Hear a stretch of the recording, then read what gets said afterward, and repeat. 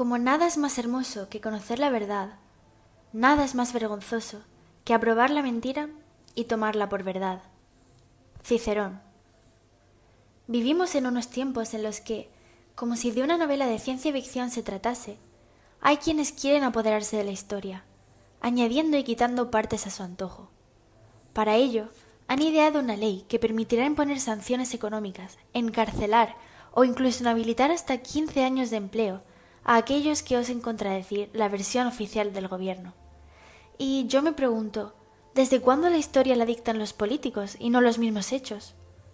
Bien, pues permitidme daros la bienvenida a la democracia del siglo XXI. Pero, ¿qué ganan con esto? Mantener a los españoles en la ignorancia, porque cuanto más ignorante sea el pueblo, más fácil es dirigir su futuro. Además de exaltar una república que, a los 15 días de instaurarse, ya estaba incitando la quema de iglesias y el asesinato, y que finalizó ni más ni menos que con un tiro en la nuca por parte de las milicias socialistas al diputado del partido de la oposición, Calvo Sotelo. Muy democrático todo. Esto fue precisamente lo que precipitó la sublevación del bando nacional. Porque no, la república no fue ese paraíso pacífico y democrático que llevan años intentando vendernos. En palabras de uno de los padres de esta misma república, Gregorio Marañón, mi respeto y mi amor por la verdad me obligan a reconocer que la república ha sido un fracaso trágico. Tendremos que estar varios años maldiciendo la estupidez y la canallería de estos cretinos criminales, y aún no habremos acabado. ¿Cómo poner peros, aunque los haya, a los del otro bando? Finalmente, y tras asesinar a varios miembros de su familia, Gregorio Marañón tuvo que exiliarse en Francia hasta que la guerra hubo acabado y pudo volver a España. Esto mismo sucedió con los otros padres fundadores de la República, José Ortega y Gasset y Ramón Pérez de Ayala. ¿Incluirán esto los comisarios de la memoria histórica en su versión de la historia o lo dejarán accidentalmente fuera? Y es que ya lo dijo Largo Caballero, líder socialista, en febrero del 36. Si su partido, el PSOE, era derrotado en las urnas, irían a la violencia antes que dejar que gobernara la oposición. Toma democracia.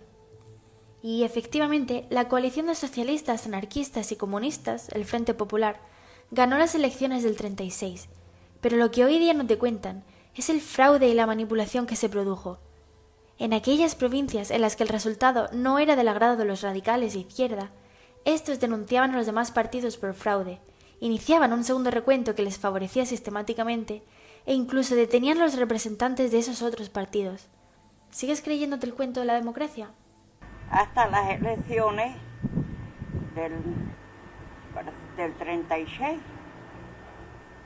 donde ganaron los socialistas llamados rojos, y se nos hizo la vida imposible. Pero eso no es todo. ¿Sabéis qué hubiese pasado si el Frente Popular hubiera ganado la guerra? Que España se hubiese convertido en un satélite de la URSS. Esta es la Puerta de Alcalá, Madrid, en 1938. Es más, ¿quiénes eran los que suministraban armas a los Frente Populistas? Los comunistas de la URSS. Más de 2.000 militares soviéticos participaron en la Guerra Civil Española. Entre ellos, 772 pilotos militares, 351 operadores de carros de combate, 100 artilleros. Los comunistas vinieron a España a darnos lecciones de democracia. Ellos, cuya ideología ha sido la más sanguinaria de la historia, con unas 100 millones de muertes a sus espaldas. De acuerdo con el Centro Nacional de Investigación Científica, la mayor y más prestigiosa organización pública de investigación de Francia. Y después, los herederos de esos comunistas tienen la poca vergüenza de venir a hablarnos a nosotros de muertes y de guerra. Otro dato que seguro que los comisarios de la memoria histórica se olvidan es que el primer bombardeo contra población civil de la historia de las guerras modernas lo cometieron los Frente Populistas el primer día de guerra, el 18 de julio del 36. Pero no fue este el único. En apenas 12 días, su aviación ya había bombardeado Zaragoza, Córdoba, Sevilla, Toledo y varias localidades controladas por los alzados. Aún así, el bombardeo del que más has oído hablar es Guernica, ¿verdad? Te aseguro que no es casualidad. El arte de repetir tanto algo que acabas tomándolo como la única verdad no es nuevo para estos enemigos de España, como tampoco lo es quemar iglesias, que se hacía en el 36 y comienza a hacerse en 2018, aunque a los medios no les interese cubrir esta noticia. Tan solo en los meses de febrero a julio del 36 se destruyeron o profanaron 411 iglesias y hubo más de 3.000 atentados graves de carácter político y social. ¿Sigues pensando que el alzamiento fue contra una perfecta democracia? Por no hablar de la mayor afición de los rojos, que es pasear muertos. En el 36 se dedicaban a profanar tumbas de iglesias y sacar de ellas a los cadáveres de las monjas que allí había enterrados, y en 2018 pretenden hacer lo mismo con el Valle de los Caídos. Deben de tener algún tipo de fetiche con los muertos que les impide centrarse en los vivos, que son los que están sufriendo en España el paro, la pobreza, la precariedad, los contratos basura. ¿Y cómo olvidar a los mártires de Paracuellos, donde se encuentra la mayor fosa común de toda España?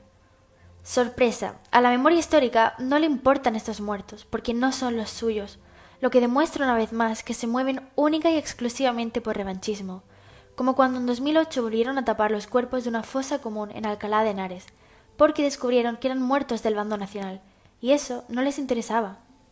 Campos de concentración, matanzas, checas, sacas de cárceles y tiros en la nuca sin juicio previo.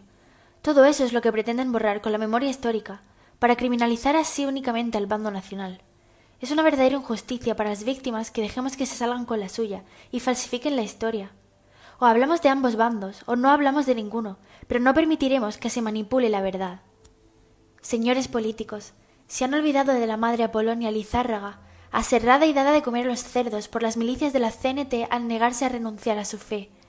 ¿Dónde está la memoria histórica para ella? ¿Vais a perseguir e ilegalizar la CNT en pos de la democracia, igual que estáis haciendo con los patriotas? Lo dudo muchísimo, porque sois una panda de hipócritas revanchistas que pretendéis ganar ahora una guerra que provocasteis y perdisteis hace 80 años, y en lugar de enterrar el pasado y dejar a los españoles vivir en paz de una vez, os dedicáis a avivar la llama del odio entre hermanos, y eso no os lo perdonaremos nunca. Los españoles de bien no nos dejaremos engañar por vuestra demagogia y vuestras cortinas de humo. Seguiremos luchando por la verdadera justicia social para todos los españoles, como siempre hemos hecho y siempre haremos, aunque tratéis de perseguirnos y silenciarnos. Esta España no se rinde.